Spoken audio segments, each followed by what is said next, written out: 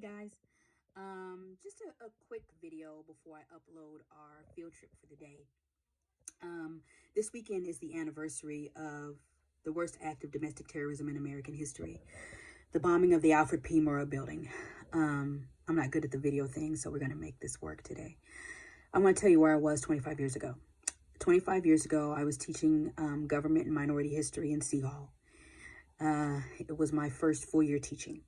At the end of first hour class, we heard this loud noise out in the hallway. It was an odd noise. It kind of sounded like a cart rolling down the hall, but not quite. And so one of my seniors, a football player, got up and he said, I'll check what's going on, Mr. Bose. And so he went out in the hall and he looked both ways. He didn't see anything. And he looked back at me and shrugged his shoulders. And I said, well, come back in. And came back in and he sat down. And not long after that, the bell rang. We had a block schedule then, which means we only had 4 classes. Each class 90 minutes. And so that class left and my next hour came in. And the first person who got to class was a kid who was known for joking around about everything. And he came in and he yelled, Mr. Bose, they blew up the federal courthouse. They blew up the federal courthouse. At which point I said to him, okay, stop playing. That's not funny. Sit down. And he said, no, they really did. They did. I said, okay, whatever, sit down. And so I went out across the hall to talk to Coach Trammell and do my duty. Coach Trammell coached basketball, and she was across the hall from me. And she kind of caught my eye and kind of shrugged, what's going on? And so I walked across the hall, and she said, I'm hearing weird rumors. And I said, well, told her what the kid had said. And I said, well, I don't believe him, though. And she said, well, I've heard there was some kind of explosion. What do you think we should do? And so we both agreed to go back to our rooms and turn on the television. Back then, you could turn on TV and get any channel or any network. So we turned on the TV, and our lives have never been the same since. There was the broadcast coming from the local TV station, and said that they were sending a reporter out in a helicopter to get aerial footage. There had been reports of an explosion downtown, and they felt it, heard it, and could see the smoke from where they were. And so the reporter, as they approached downtown, lost her composure. She said, oh my God, the entire front of the building is gone. Now, reporters keep their composure all the time, and this reporter completely lost hers then. And the folks back at the station kind of brought her back and said, what do you mean the entire front? And then she gathered herself and said, oh, okay, let me report where we are. It was at that point, she said, it wasn't the federal courthouse. She said it was the federal building just north of the courthouse. I breathed a sigh of relief because I knew someone in the federal courthouse, but not the federal building. Or so I thought. And then immediately my brain went to thinking, who do I know there? Who do I know there? Who would be there today? Because the Social Security office was there. Everything was there. And so I thought, okay, I can't think of anyone who was supposed to be there. All right. And then at that moment, it dawned on me that I had a class. Because they were all silent. It was my minority history class. We were all watching. We were silent. And so I turned around to say, what you think I would say. Did any of you have any? And as I turned around and said that, I locked eyes with Drea.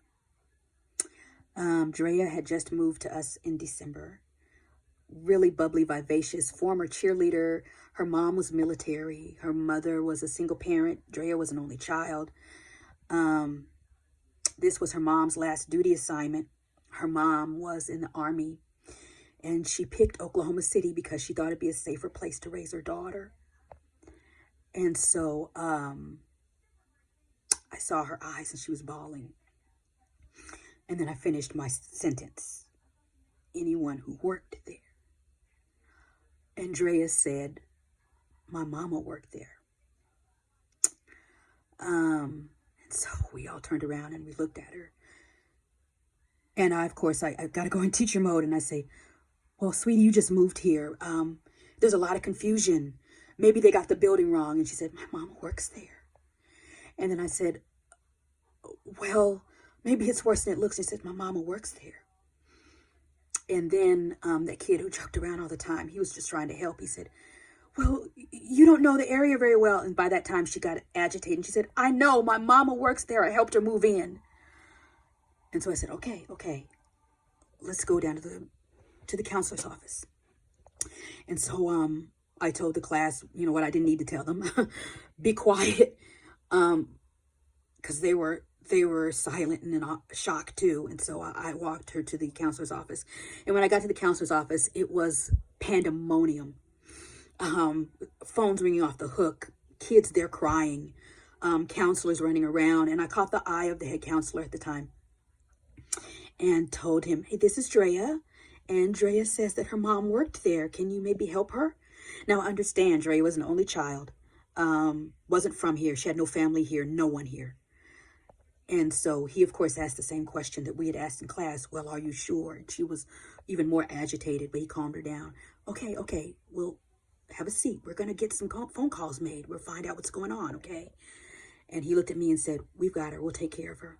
And so I said, okay. And left her there and went back to class. Of course, when I got back to class, her classmates were asking, is she okay? What's wrong? Is her mama okay? What's wrong? I don't know. And we just sat there and watched.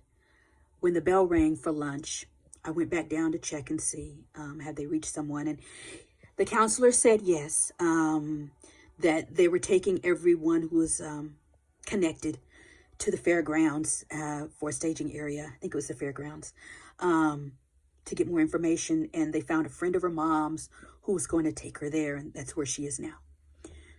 Okay. I went home that evening.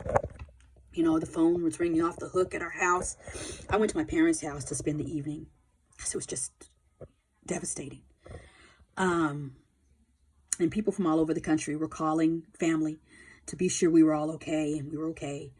And we all gathered there. My brother was home. He was still in school, but he came to the house and sat there for that evening. We were watching the news and names go across the screen, and I was looking for Drea's mom's name as a survivor. Nothing. I was looking for a mom's name as a victim. Nothing. Finally, about 10 o'clock that night, I saw her mom's name crawl across the screen as alive.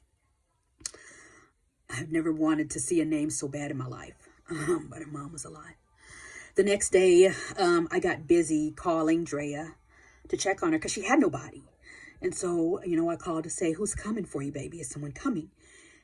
She told me her grandmother and aunt were coming from Mississippi, which was a long way. And they said they would need some time. They wouldn't be there till the next day at the earliest. And so I said, okay. Being a mama myself, I asked her, okay, baby, you got groceries? Yes, ma'am. Okay. All the bills paid up? Because this was the middle of the month, you know? Yes, ma'am. Okay. Listen, I need you to check and see if you've got some money. I want you to check for real. No, please go check. Yes, ma'am. She came back. We have some here. Oh, okay. Are you okay? Yeah. Okay. I'm going to call you back tomorrow and check on mama and check on grandma and auntie. Okay. Okay. I called back the next day.